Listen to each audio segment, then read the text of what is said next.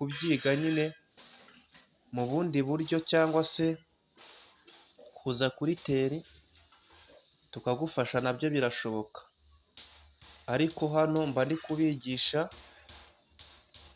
mbibutsa ko ukeneye kwiga biriya byose twavuze, byaba gukora amasabune, byaba gukora utuntu nk'utu ngutu tw'ubwenge, waduhamagara kuri 0783 73 106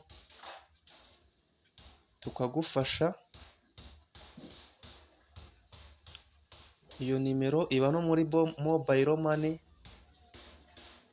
Mu gihe wabona yuko ibintu byagiye mu buryo,